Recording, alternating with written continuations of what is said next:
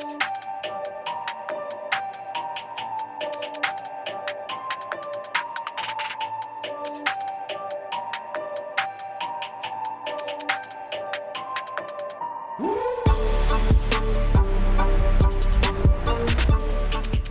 right, everybody, welcome back to Horn Takes, episode 35. It's Friday.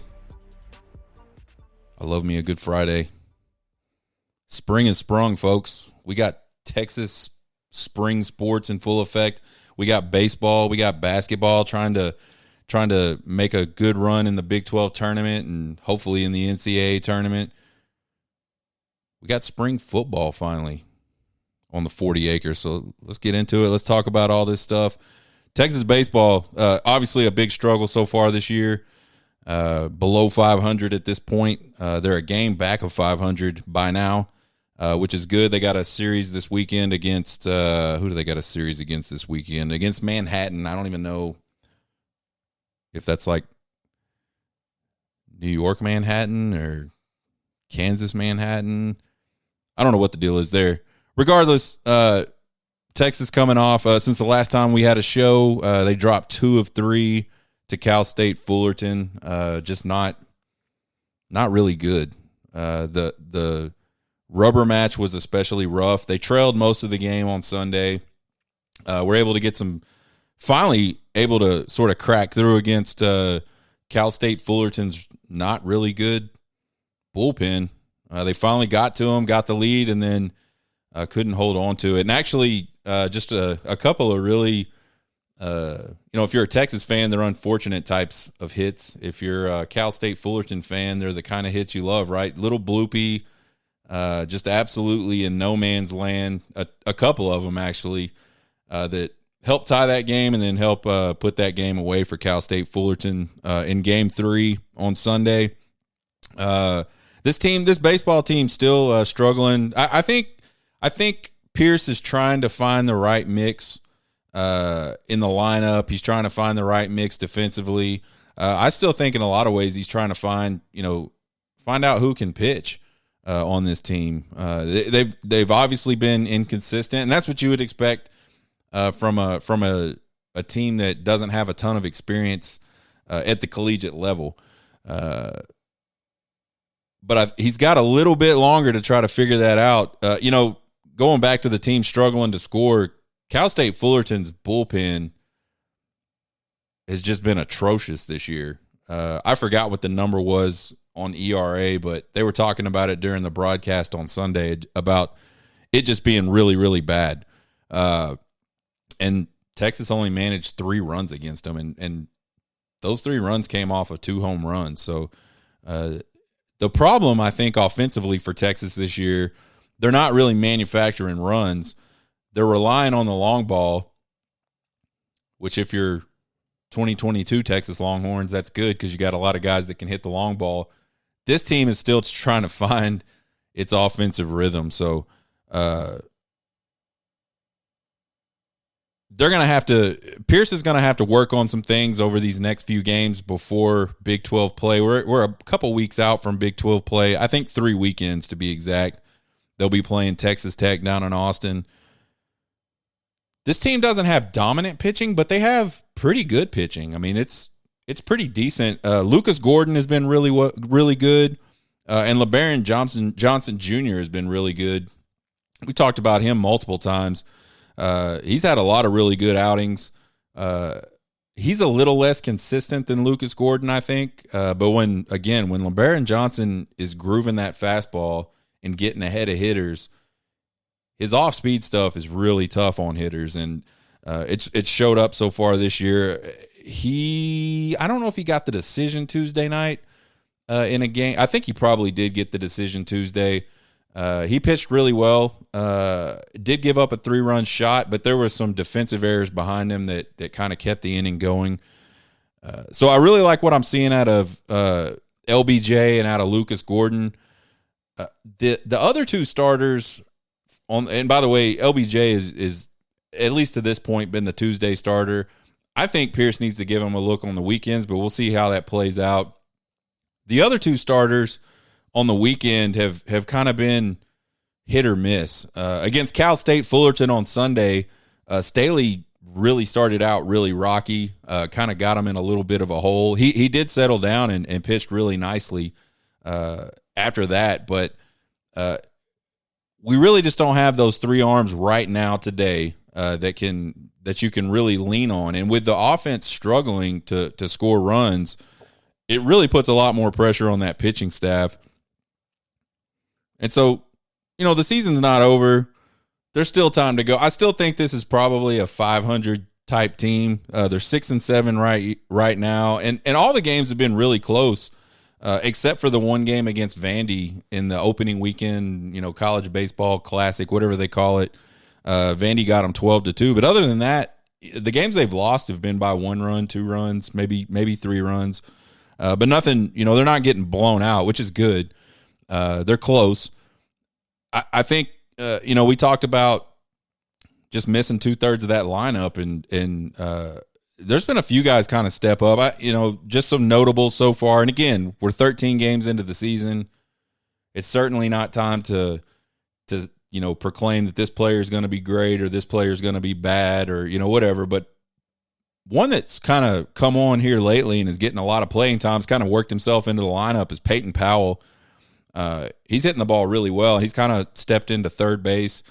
I hope he can stay, somewhat hot. He's probably leading the team in average right now, right behind Eric Kennedy or right above Eric Kennedy.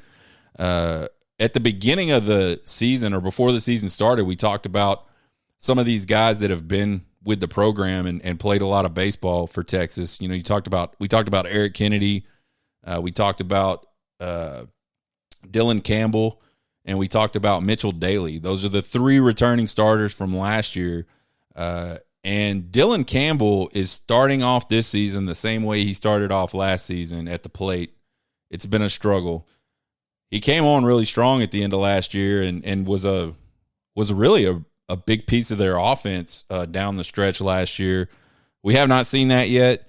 Mitchell Daly has really struggled at the plate, going on now over a season, and they've got Mitchell Daly playing shortstop, and I don't know, maybe it's because Trey Faltini was just so good at shortstop, but Mitchell Daly just looks out of position to me at shortstop. I'm not saying there's a better option. I don't know that Pierce has a better option to play shortstop, but Mitchell Daly, everything looks labored.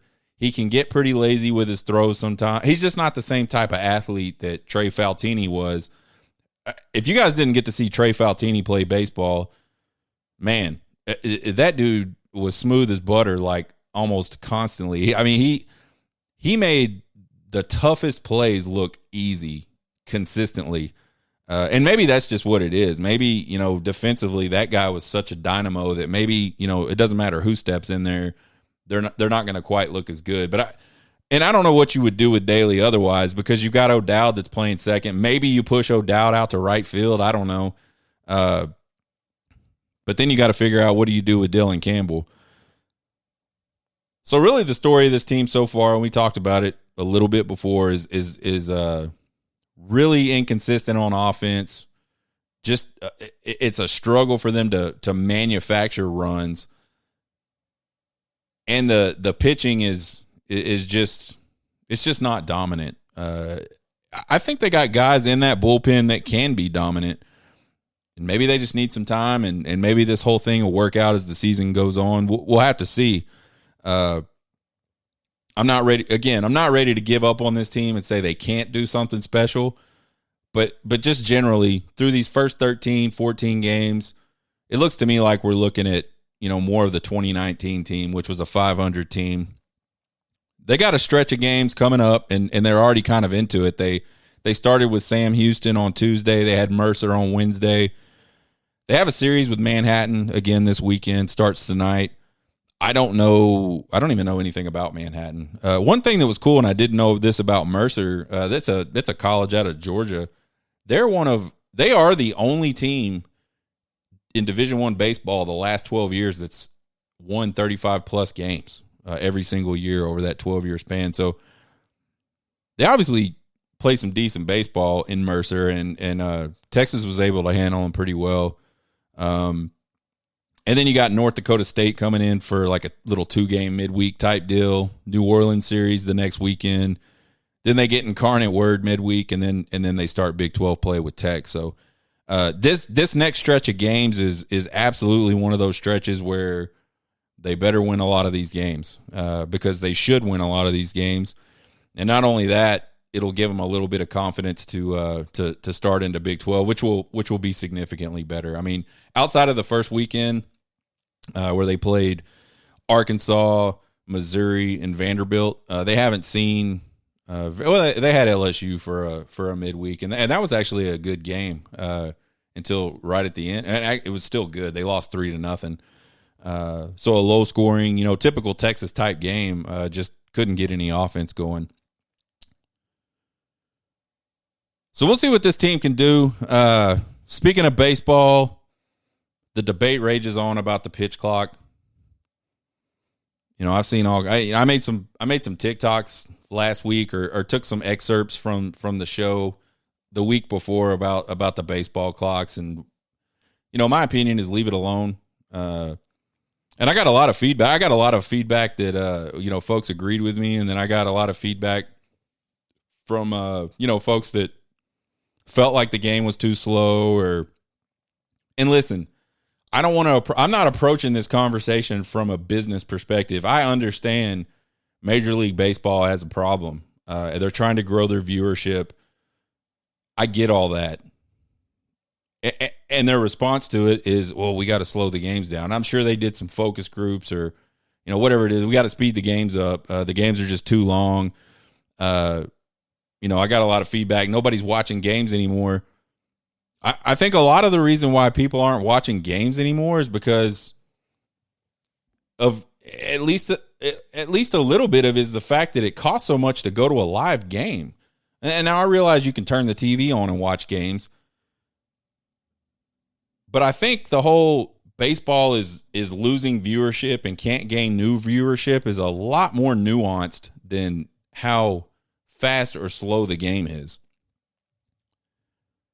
If they would make it somewhat affordable, I know I've taken my son. My son played a lot of travel ball last year in the DFW area, and we would try to go check out a Ranger game, and we were able to get to a couple of them while we were in the area on the weekends last summer. Just for me and my son, and we're not talking. I didn't buy any behind the plate seats.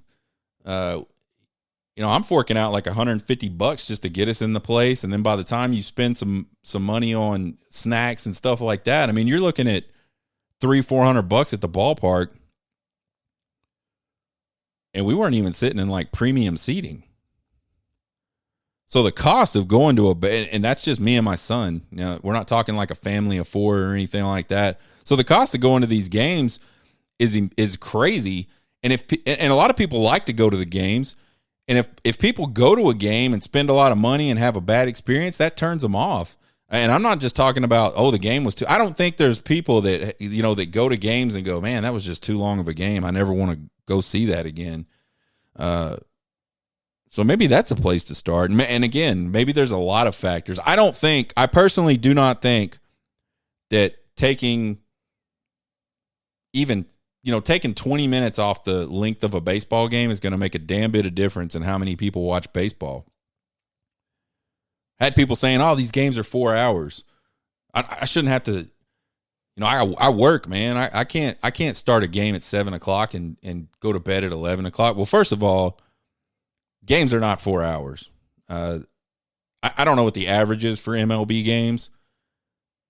I don't watch a ton of MLB games. But I watch a lot of college baseball. The games are not 4 hours. Typically. I'm not saying there hasn't been 4 hours, but the traditional, typical 9-inning game is 3 hours. So let's stop being all, let's stop making up stuff to try to support our argument. The games are not 4 hours. There's 162 games. I get that too. That's a separate problem. The interesting thing about that discussion is it seems like at least every year, every other year or so, there's a team that just comes piling on at the end of that 162 game schedule and finds their way into the playoffs. I don't know. I mean, I don't know. Is it worth losing that? I don't know. I think 162 games is a crazy amount of games. Just in general. I mean, it seems like it's just a lot of games to keep up with. I mean, I love baseball, and even when I was watching a lot of MLB baseball, I didn't watch every single game. It's just too much games. But I certainly did not watch them because they were too long. I mean, I do have another life though. I've got kids, I've got a family, they've got stuff going on. I got other things I like to do. So no, I don't think anybody would sit here and say that the game of baseball from a MLB perspective, the business of baseball definitely has a problem. And I don't think anybody would argue that. I don't think a stupid ass pitch clock is going to fix that. I don't think driving away like traditional fans of the game, people that have stuck with the game for years and years and years because you want to change, you want to try to speed it up by a few minutes. I don't think that's going to work. I think that's going to backfire big time. And all these people that,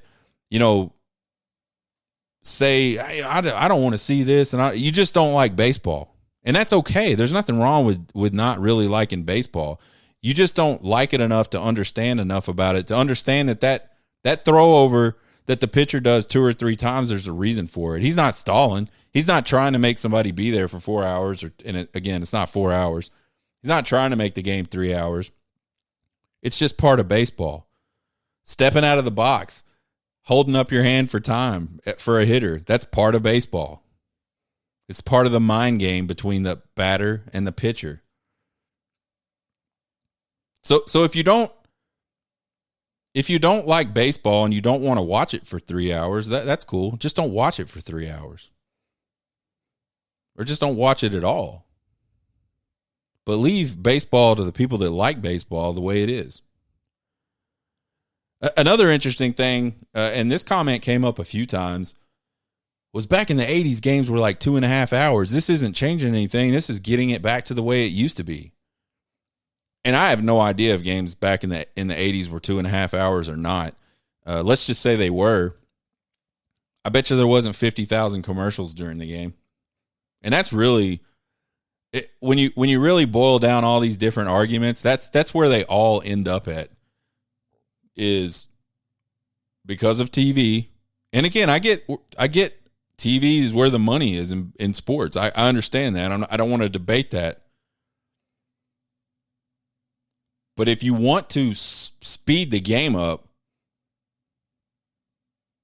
enough with the commercials. Figure out the balance between saving your game and making money from a TV perspective off of your game. Texas-based basketball.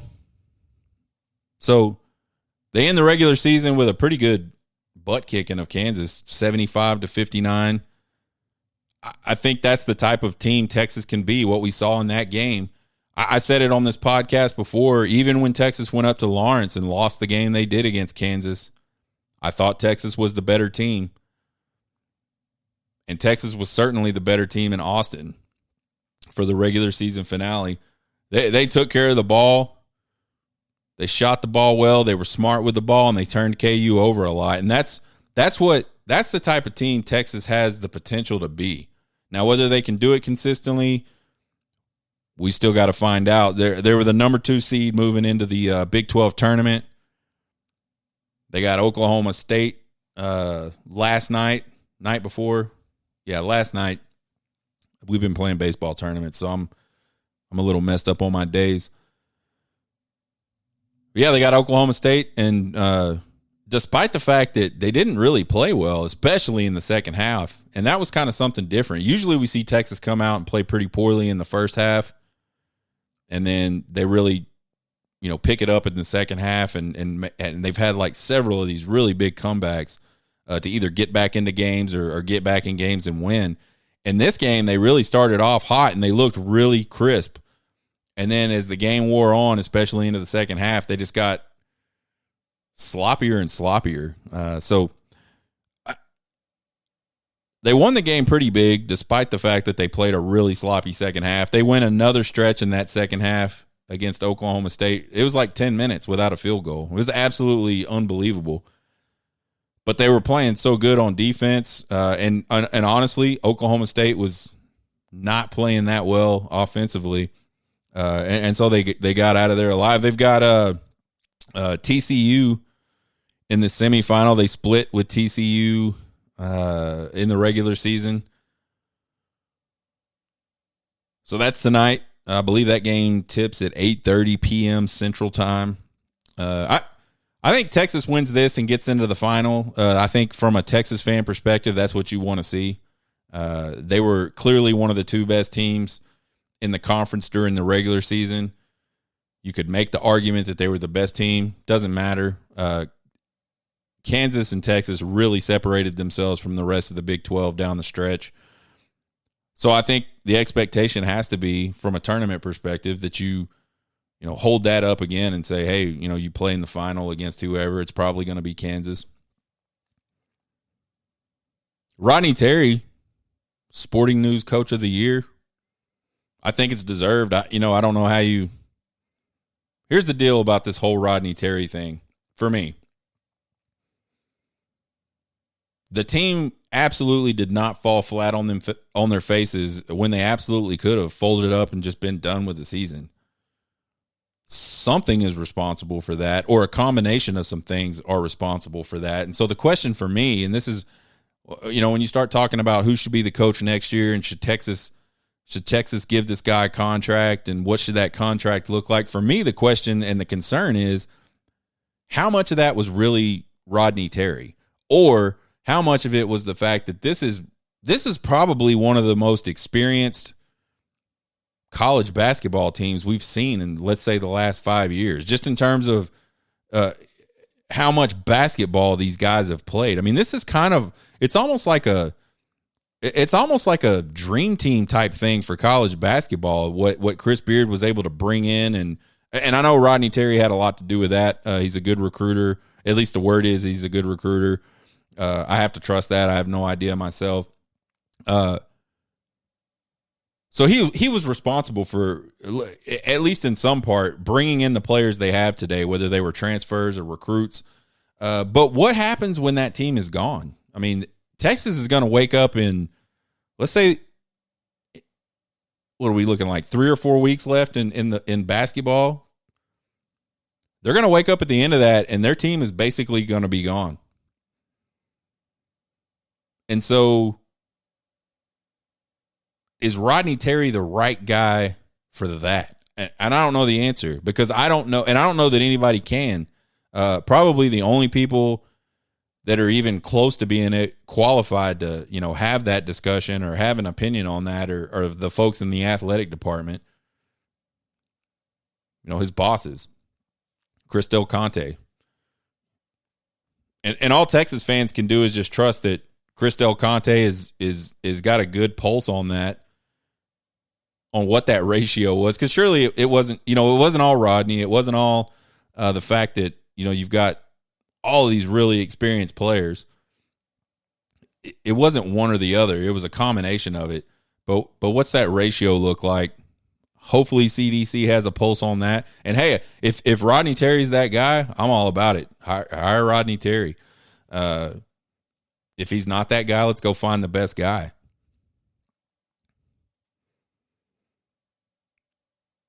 Can't talk Texas basketball without talking this Chris Beard news. I don't know. I've been at a baseball tournament basically the last 2 days. I have no idea what's gone on with this, but earlier in the week, actually over the weekend, there was a lot of, scuttlebutt, a lot of rumor about Chris Beard and Ole Miss kind of having some conversations about Chris Beard becoming the next head coach at Ole Miss. And as the week kind of went on, it started to become, and I don't know who reported it, but it was basically like, this is almost a done deal. Chris Beard's going to be the Ole Miss head coach. I don't know what to think about that. I said when he got fired, when he ultimately got fired, Texas let him go. I think I did a podcast and talked a lot about it just to kind of wrap up the whole, all my thoughts on the whole situation that got him in trouble in the first place and what it might look like for him going forward as a coach. I felt like there was no way any major school was going to touch Chris Beard for at least 2 or 3 years. So to have Ole Miss come out and go right after this guy, I don't know what to think about it.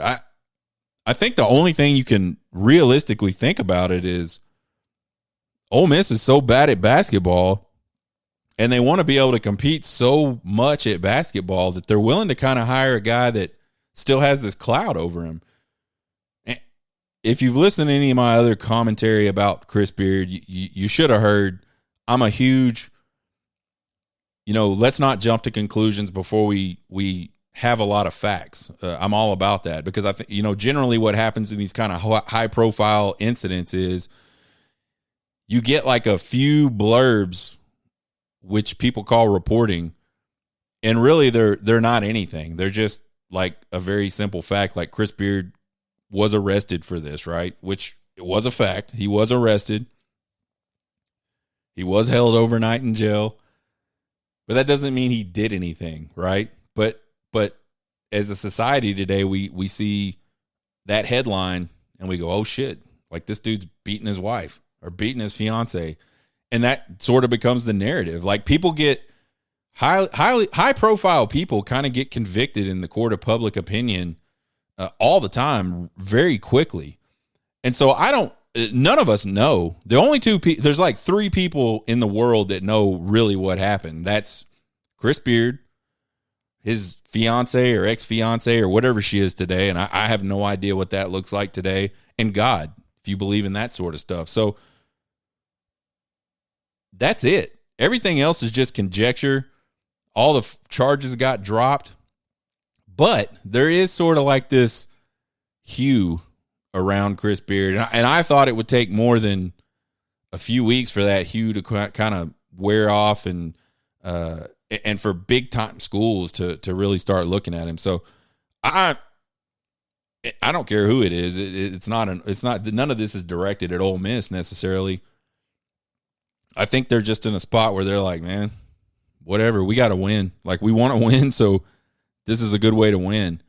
Not sure how that one will end up or what the outcome will be if Chris Beard ends up at Ole Miss. There's been like this narrative. There was a huge narrative amongst Texas fans that, Texas had to fire Chris Beard. And listen, I think, and I said it all the way from the very beginning of this thing, the best Chris Beard could hope out of all this was that he only gets fired from his job and that he did not have to deal with any legal ramifications. So for me, this whole thing turned out the best way it could for him. But there's a lot of guys that say Texas had to fire him because how can you go recruit? How can you go sit in a player's living room and whose parents are going to trust this guy with all this stuff sort of surrounding him? And I think there's some merit to that. And if he gets hired by Ole Miss, we're going to get a chance to see how that holds up really quickly. Because if you feel like that's the truth, and let's say that is the truth, Ole Miss should have problems getting transfers, despite the fact that Chris Beard has been really, really good with the transfer portal. Ole Miss should have problems keeping players that are there already because the narrative says parents can't trust this guy. Players can't trust this guy. We can't, as parents, we can't trust this guy to sort of be the person that mentors our son for the next 2 or 3 years or whatever the case may be. So I'm a curious person by nature. I kind of hope that Ole Miss does hire him. I want to see how this experiment ends. Spring football, excited about it. I'm always excited about spring football. To me, there's it goes in phases. You're obviously excited when the season starts. And then as the season is sort of winding down for everybody, there's that first wave of recruiting, which is a big, exciting time for me. And then there's obviously the second signing period after All of the playoffs and bowl games have been played. That's an exciting period of college football. And then spring football going into the spring game. Those are big, exciting pieces of college football. So that's where we're at today. And if you're a Texas fan, you're excited for a lot of reasons for this spring football season. The team improved last year, and it could have been better. It probably could have been worse too, but the team was better. They were 8-5. They did some things this year that the team last year wouldn't have done in terms of holding on to leads and finding ways to win some games late. The team last year probably would have folded up, and we would have never seen that. This 2022 Texas football team beat the ever living piss out of Oklahoma. We always love seeing that. So there's a lot of brights. I mean, they hung with the number one at the time, Alabama, at home. Really made that a game. Played a tight game with TCU, who went on and played in the college football playoff national championship. So again, there's some things you look back on 2022 for this Texas team and go, man, it was exciting. We did better. And now you see these two back-to-back recruiting classes that Sarkisian's been able to land. Get in the number one player in the country in Arch Manning, number one quarterback. And I know some services have him number one. Some services have other people number one. I'm not – whatever. The headline's been all Arch Manning. He's the number one guy. Texas lands him. We're excited to see that. But it's starting to feel around Austin like, maybe this coming up 2023 football season has the potential to be, a pretty good season. Texas has been young, and now some of those young guys have finally got some experience. Texas has had some sort of issues with the roster and this goes back to the Herman era where, everybody always talks about Texas and their recruiting classes, and they just never do. They do the least with the most, and I think some of that's fair. But if you go back and look at those recruiting classes and you look at the team that Steve Sarkisian inherited from Tom Herman, it was a mess. It had a lot of talented players on it, but it wasn't talented in the right spots, and it didn't have a lot of depth in some of the right spots where you have to have depth and you've got to have talent to be successful in college football. We talk about it all the time, and I'll talk about it all the time because some people just don't get it. Offensive line, defensive line. If you have a dominant offensive line and you have a dominant defensive line, you can go in there and win games against teams that are way more talented at the skill positions than you are, because that's where you win football games. Offensive line, you win them in the trenches. So if your offensive line's kicking ass and your defensive line's kicking ass, you're going to win a lot of football games. And that's something that, for whatever reason, Tom Herman just did not subscribe to, did not understand, did not care about. But Steve Sarkisian knows, because of his time in the SEC, that that's how you win football games. And he said it immediately when he got to Texas. This is a problem. And he immediately addressed it in recruiting. And now we're two classes into that. And this O-line, last year, they couldn't even play a real spring game because they did not even have two deep offensive linemen. The offensive line today is three deep. It is very young, and it is very big. 13 of the 17 guys on the roster today are freshmen and sophomores. There's 3 juniors, 1 senior coming back next year. And listen to some of these heights and weights, and these are all true freshmen. 6'7", 365, 6'6", 358, 6'6", 367. There are some absolute huge bodies at the University of Texas right now. And the guys above, those are just true freshmen, and all the guys are big. There's not a guy that has a chance of playing at the University of Texas right now that's below 300 pounds. I didn't sit down and do the math to add up all the height and weight averages, but it's a much bigger, much more fit. It looks like an Alabama team. It looks like a Georgia team. It looks like an LSU team. And that's a start. You got to look like something before you can be something, right? So for me, I'm super excited about that. I thought the offensive line last year was really night and day from the year before. And I think we're going to see sort of that same continuance. So we're going to continue to see that offensive line just get better and better. And the other thing, too, the defensive line was the same. And as much as the offensive line improved, the defensive line improved much more last year from the year before. It was a problem. Like, we were getting run over in 2021. And that stopped pretty well in 2022. It was just much better. Now, I still think the interior, I think, is still going to be very good for Texas next year. They've got to find some edge guys, and that's been a problem. That's been a problem at Texas for a long time. Really, the last sort of game-changing type edge guy that Texas has had was Joseph Asai. And since then, it's just been mediocre. They can't create any pressure. But again, you look at the recruiting classes, they've gone and found a lot of guys that have that type of ability. Obviously, you got to develop it, and that's where I feel like we're in the process today. And that's how you build the type of team that can go into the SEC and compete. And that's how Nick Saban built teams, and that's how Kirby Smart built his teams at Georgia.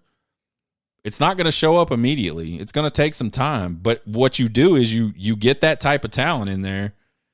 You develop what you get initially, and then you just start stacking guys in behind there. They're the same types of bodies, the same types of ability, the same types of athletes. And then while these other guys are putting on the show because you've developed them, you're developing those guys behind them. It's not just about this year's recruiting class. It's not even just about the last two recruiting classes. It's about developing what you get with those recruiting classes and then stacking guys in behind it and developing them the same way. So these quick rebuilds, and they're not rebuilds. They're like a flash in the pan. These teams that, like TCU, for example, weren't real good the year before. They end up in the national championship game. That's not a rebuild. And now I'm not saying Sonny Dykes can't figure out a way to, have a successful season this year. That's not what I'm trying to say. But what I think you're going to see is, and what I think we're going to find out is that TCU team was super experienced. And they had a lot of guys that have been paying their dues, and it just worked out for them this year. But I don't think TCU has what they need behind those guys to have that type of season again. We'll see. If they do, I'll come on this show and I'll say, man, I was wrong. Sonny Dykes has got it going on, and TCU is doing whatever they do. Let's say they go back to another national championship game. That would be pretty big time for Sonny Dykes. So that offensive line, that defensive line, they're starting to stack up talent there, and I like it. I'm really looking forward to seeing what they can do through spring, and who sort of evolves through the spring. We won't know everything about the 2023 team through spring, but we'll kind of have a decent idea of who is sort of separating themselves and what that development has looked like over the past year. The other thing I'm super excited about, and all Texas fans should be excited about, is that wide receiver room. It is really impressive. You got Xavier Worthy, who had a down year this year, but still managed to lead the Big 12 in touchdown receptions. And here's an interesting piece. We'll talk about this one real quick while we're talking about Xavier Worthy. The press conference that Steve Sarkisian gave to start this spring training, his opening spring training press conference, he mentioned that Xavier Worthy played the second half of last year with a broken hand. That explains some things. That makes some things make sense. But the one part about that just doesn't make sense is, how is that guy how is he the best option with a broken hand?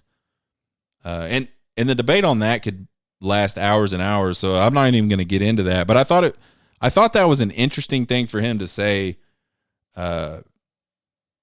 an interesting timing for him to say it. So regardless, Xavier Worthy's coming back, and through 2 years at Texas, we've seen a lot of really good things out of Xavier Worthy. I think last year he was put into a position where he kind of became the team's only deep threat, and I don't think that's necessarily Xavier Worthy's game. I think Xavier Worthy's game is very first play against OU 2 years ago, you catch the little screen and you take it to the house. I feel like that's more of what Xavier Worthy's built for. This next guy, Isaiah Nair, he's the type of guy that you want to stretch the field with. Tall, long, fast, great ability to go up and fight for the ball. Obviously, he got hurt, tore his ACL in fall camp last year. I think that was a big blow to Texas's, chances of being the type of offense that Sarkisian really wants to be. For those of you that don't know, which is probably zero of you that are listening to this, Steve Sarkisian, he wants to run the ball and get the ball over the top down the field. His deep. I mean, if you watch Texas play at all this year, you saw us throw the ball deep, like almost just like an unreasonable amount of times. Like there was games where we're like, Jesus Christ, like it would be 3rd and 2, and we're like blasting the ball 40 yards down the field. And that's just what he wants to do. And you saw his offenses at Alabama. It worked really well for a lot of reasons. But one of the reasons was they had guys that was their game. And I think Isaiah Nair is that type of guy. A.D. Mitchell, the transfer from Georgia, is that type of guy. Big, tall, fast, can make plays on the ball. So you got those two guys. And then you got newcomers, freshman Jonte Cook and DeAndre Moore, which were very highly touted out of high school. Those are some guys that can come in and make an impact really quickly. Jordan Whittington coming back for his senior year. I love Jordan Whittington. The problem with Jordan Whittington has just been he's been hurt almost his entire career, and then he finally isn't hurt last year. And you don't have a lot to compliment him because Xavier Worthy was struggling, and maybe it was because he had a broken hand. I don't want to get into that debate. And then you got Sanders at tight end, who's a big time threat. So there's a lot of weapons in that sort of passing game. Well, Sanders isn't a wide receiver, but let's say that passing game room, that passing game group is very impressive. So that's something to be excited about. Here's something maybe not so exciting or something that I am not so excited about is the media has literally already started a quarterback controversy at the University of Texas between Arch Manning and Quinn Ewers. Quinn Ewers obviously highly touted. Arch Manning obviously highly touted. Quinn Ewers didn't have a great year last year, but he showed some really good potential, right? There were times during the season last year where Quinn Ewers was on, and you were like, and I won't say anything about you guys because I don't know what you were thinking. I know what I was thinking was, damn, this guy can throw the ball. He made some throws against Oklahoma, for example, and Alabama early on in that game before he got hurt. There were dimes. I mean, really nice throws. And so he has that type of ability. It just didn't always come through last year. Part of that was probably, let's assume this Xavier Worthy broken hand thing is the truth. He was kind of playing with he wasn't playing with the stacked deck like maybe some other guys were playing with. So it'll be interesting to see how the spring kind of works itself out as far as that goes. But so Sark makes the comment about, yeah, we're not going to hold we're not going to hold Arch Manning back. I want to see where this thing can go. And it was a response to a question about him redshirting or not redshirting. And I don't and obviously the media took that and absolutely ran with it. I mean, I saw articles that, quarterback controversy at Texas already. I'm like, dude, come on. Who knows? I don't care. And this has always been my stance on these QB things. I don't care as long as the best guy plays. Like, I'm not married to Quinn Ewers, or I don't think that Arch Manning is the only way we can win games, or I don't do that. What I do is say, during the course of a season, this person isn't doing better, or this person isn't that guy. Let's try the other guy. I'll say that. But I don't go into every season like inherently believing that one guy is better than the other and there's no possible way we could win anything with this guy. I think a lot of fans do that. And I think a lot of fans get really entrenched with one guy or the other. They get their favorites. You know, you look back to the Chris Sims, Major Applewhite thing. A lot of fans were just entrenched with Major Applewhite. And there was a lot, and you couldn't tell them otherwise. You couldn't tell them Major Applewhite is not the best guy to lead this team. And I won't debate whether he was or wasn't, but that's the point I'm trying to make. People just, they get really dug in with their guy, and they don't see other things. They're not willing to see other things. So the media's already got that shit stirred up. I personally feel like Arch Manning's plan this entire time was be come to Texas, redshirt, and then see what happens. And there's a lot of guys that think Quinn Ewers, this is his last year at Texas. Whether he does well enough to declare for the draft or not, they feel like this is the last year he'll play at Texas. I'm not in that camp. I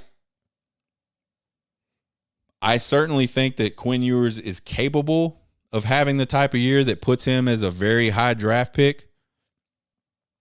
I don't necessarily think it's going to happen. Like, I don't think that, I don't know. There's just like this, there's like this weird idea that runs through Texas circles that Quinn Ewers is going to be a number one draft pick next year or a really high draft pick next year. I think eventually he probably will be that. And if he is next year, kudos. That means he had a really good season this year. So I'm all about that, right? But there's almost like this sense of entitlement that it's just going to happen. I don't know that that's true. I don't know that Quinn Ewers is gone after next season. And I don't know that Arch Manning, if Quinn Ewers is not gone, steps in and takes that job from him. I don't know that he doesn't either. The good part about a QB controversy in this case is you got two really talented guys. Another thing that's not so exciting and regarding the QB situation is Malik Murphy still banged up. I don't know. This guy came out of high school like he had a bad ankle injury in a state championship game his senior year or junior year, whatever it was. And he brought that into, you know, he was still hurt when he got to Austin. He didn't get a lot of practice time last year because of that injury or a combination of injuries related. And now he's still kind of hurt and he's limited in practice. That bums me out because I really wanted to see this guy play in the spring game. I hope he can get healthy enough to get some reps in the spring game. I think Malik Murphy is like a really ultra talented guy. I think his arm is every bit as talented as Quinn Ewers. I haven't seen anything other than film on Arch Manning. And the problem with Arch Manning's film to me is it's against really subpar competition. So I don't really know how it translates. You know, I don't know that amazing throw he played that you see on that film, or amazing throw that he played, that amazing throw that he made on film in high school. Is it really an amazing throw, or is that guy just not really that good? And so it looked like it was an amazing throw. I don't know that yet about Arch Manning. Some people seem to think they do. We'll see. I want to see Arch Manning too, but I was super excited about Malik Murphy, and I don't know if we're going to get to see that. And the thing about that is, supposedly Malik Murphy's like one of those guys. When people talk about him, it makes me think about how people talked about Roschon Johnson, just like this team dude and this, you know, sort of vocal leader, and you know he's just like the team guy. And I think you need those types of guys to have successful football programs, and so it obviously helps if those types of guys can get on the field and play. So I don't know. We'll see what happens with the whole QB controversy for the rest of the spring. But anyway, I don't think Texas fans have had a reason to be as excited as they have reasons to be excited right now in a long time. A lot of the critics will say we hear the same shit out of Texas fans every single year, and I think that's fair. But I think that aside, if you look at this roster, you look at the type of talent they have, there's a lot to be excited about for Texas fans going into 2023. We'll see how it shakes out. Some bonus talk about Big 12 expansion. So I've been talking a lot about the demise of the Southwest Conference, and it's not even the demise of the Big 12. The Big 12 is still there. It's just going to look different. But how, Texas is rolling that, and how Texas, people are always talking about Texas ruined Southwest Conference and Texas ruined the Big 12. So we've been talking about that a ton. Interestingly enough, a lot of talk about the Big 12 expanding. So the SEC's expanded. The Big 10 went in and got UCLA and USC to jump from the Pac to the Big 10. What's kind of interesting about all of this is back in, the late 2010s, like 2009, 2010, it was the Pac that was looking to expand, which kind of started a lot of the conversations that kind of led to the Big 12 breaking up. They grabbed Colorado. They didn't talk to Nebraska at all, but Nebraska was like, I can see this Big 12 thing not working out now because CU's leaving. It's going to be a domino effect. We're going to go ahead and leave. And now the Pac finds themselves in the position the Big 12 was in before, which is all these other conferences are trying to poach. What's going to happen to the Pac-12? When all this conversation started coming out, you really had 4 teams they were talking about, and they mentioned them as like the cornerstone teams or something of the Pac-12. I don't know exactly what that means, but it was really Colorado, Arizona State, and Utah were the 4 teams that supposedly the Big 12 was either talking to or they were in some sort of conversations with regarding expansion. And then it came out a little bit later that right now it's really Colorado and Arizona that are the 2 serious candidates. And I don't know, Pete Thamel said something about odds on to move to the Pac-12. I don't know exactly what that means. I mean, I know what the term means, but there wasn't a lot of supporting information. Just this is what I feel like is going to happen. But it's interesting that, Colorado was the team that originally left the Big 12, and then they kind of found themselves a few years later in another conference that there's some volatility in, and now they're possibly coming back to the Big 12. The big question, let's say Arizona State, Utah, let's say all 4 of those teams end up coming to the Big 12. Where does that leave Oregon, Washington State, Oregon State, Washington, Stanford? What happens to those schools? Do they stay together and form like a mini conference? Do they bring in like a Fresno State? That's going to be, I even heard a rumor that the Big 10 was actually reaching out to some of those schools trying to do some more expansion of their own. There's been all this talk recently about Florida State again and the ACC TV deal, and them threatening to try to jump ship and possibly join the SEC. I mean, it is a crazy time in college football right now from a realignment perspective. And as I was thinking about all this stuff, I started wondering and thinking like what the future might look like is really you just have 2 big ass conferences. Like you look at the NFL, you've got the AFC and the NFC. Like it could boil down to something almost exactly like that, and where you've got like these 2 big conferences that have the majority of the Power 5 schools today inside of them, and your season college football season almost morphs into what the NFL is today. I don't know how I feel about that. I haven't quite thought that part through yet, but I could see that being what happens. So I don't know. It's going to be interesting to see how all that stuff plays out. You guys subscribe to the podcast. Subscribe to the YouTube channel. Click on the bell. You'll get some notifications. It doesn't cost you guys a thing to subscribe to either one of those. You can find me on TikTok, Twitter, Facebook at Horn Takes. You can email me at horntakespodcast@gmail.com with all your comments, questions, concerns, criticisms. I love them all. You guys have a good weekend. Hook 'em.